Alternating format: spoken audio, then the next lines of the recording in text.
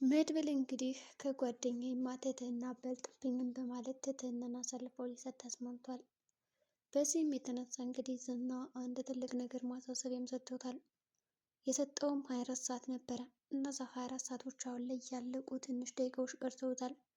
ትህትናን በዚች 24 ሰዓት ውስጥ እንግዲህ የማታመጣት ከሆነ ወዲያውኑ ወደ እስር ቤት እንደምልክልህ ጓደኛህን እወቀው ብሎም እንግዲህ አስፈራርቶትም ነበረ። ከዛ በተጨማሪ እንግዲህ መድብልም ዝናን እሺ ችግር የለውም እኔ ካለችበት አፈላልጌ እስከማመጣል ድረስ ሞገስ ምንም አይነት ነገር እንዳታደርገው እስከዛ ጠብቀኝም ብሎትም ነበር። ይሁን እንጂ ከ24 ሰዓት ውጭ ሌላ ምንም አይነት ጊዜም ሆነ ሰዓት ልሰጥ አልችልም በማለት በጥብቅ አሳስቦት ነበረ።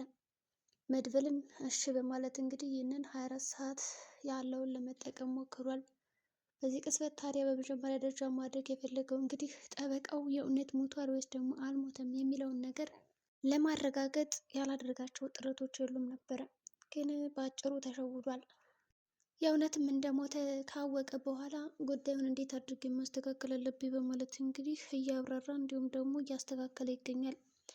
በዚህ ቅጽበት እንግዲህ ያቺ የጠበቃው ምሽትም እንግዲህ እናንተ ናችሁ የልጄን አባት እንደዚህ የገደላችሁብኝ ያለቃችሁም እያለች እንግዲህ ዛተችበት። ከዛተችን በኋላ እንግዲህ እኔ ምን ላድርግ እኔ ምንም ያደረግኩት ነገር የለም በማለት እንግዲህ ቢመልስላትም አይ እንደዚህ ማለት ለኝ አይገባም፣ ጓደኛ እኮ ነው የገደለው ባሌ።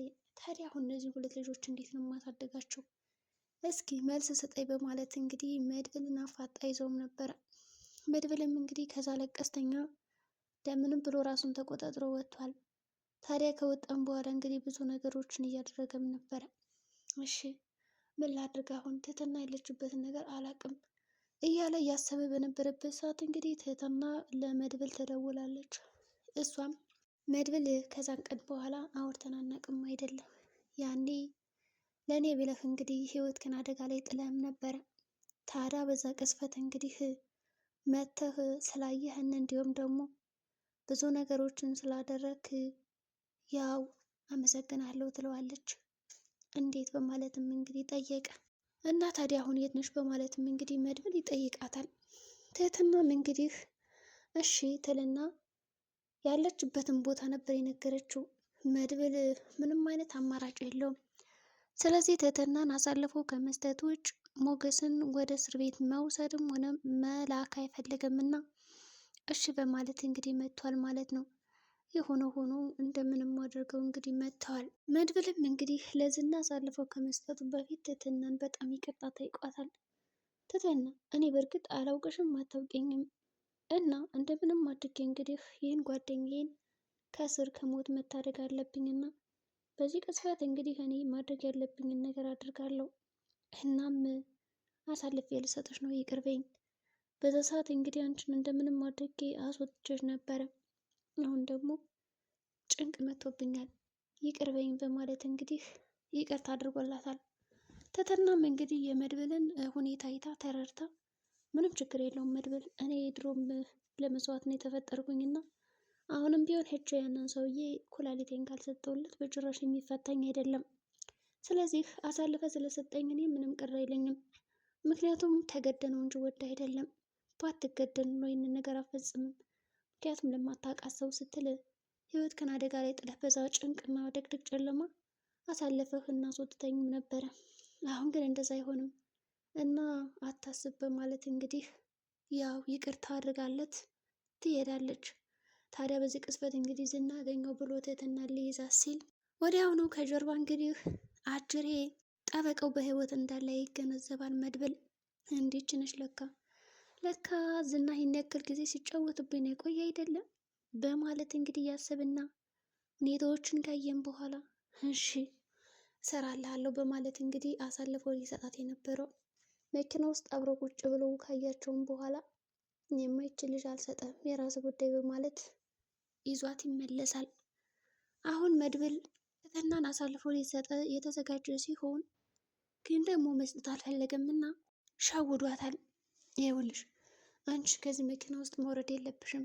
እኔ ጠበቃውን አናግሬ ሄጄ ከዛ የሚፈጠረውን ነገር አረጋግጬ እሰጥሻለሁ አልሰጥሽም የሚለውን ነው ደግሞ ካየውም በኋላ ልወስን እችላለሁ። ለአሁኑ ግን ከዚህ ጋር ፈሽ ተቀመጭ እንጂ ወዴትም አትሄጂም በማለት እንግዲህ ወዴትም እንዳትንቀሳቀስ አድርጎ መኪና ውስጥ ያስቀምጣታል። ወዲያውኑ ጠበቃው ያለበትን ቤት ለማወቅ እየተከታተለውም ነበረ። ዝና በአንድ በኩል ቁጭ ብሎ ይጠብቀዋል። የት ነው ይሄ መድብል የሚባለው? በቃ እውነትም ጓደኛውን አሳልፎ ሊሰጥ ነው እንዴ? በቃ የራሱ ጉዳይ ነው፣ ካልመጣማ ይህን ቪዲዮ ለፖሊስ ነው የምሰጠው ይላል። ግን መድብል ምንም አልመሰለው፣ ምክንያቱም ጠበቃው በህይወት እንዳለ አረጋግጧል።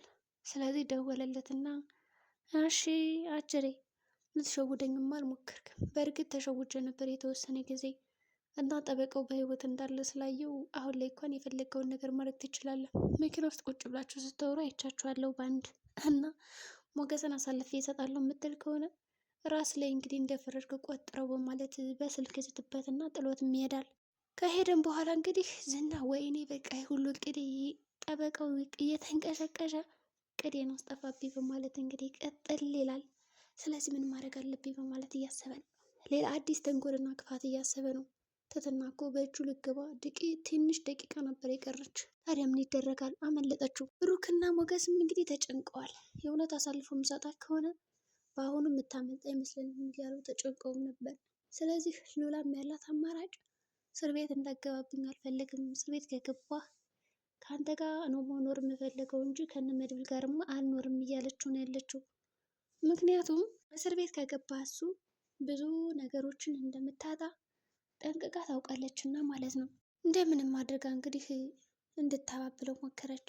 ወደ እስር ቤት እንዳትሄድ፣ ራስክንም አሳልፈ እንዳትሰጥ ጠብቅ፣ መድብል ይመጣል እያለች እንግዲህ ሞገስም እስር ቤት ሊገባ የነበረው ራሴን እሰጣለሁ አሳልፌ፣ በእኔ ምክንያትማ ማንም ሰው መታሰርና መሰቃየት የለበትም ብሎ ሊሰጥ የነበረው ሉላ እንደምንም አድርጋ አስቀረችው ለተወሰነ ጊዜ ማለት ነው።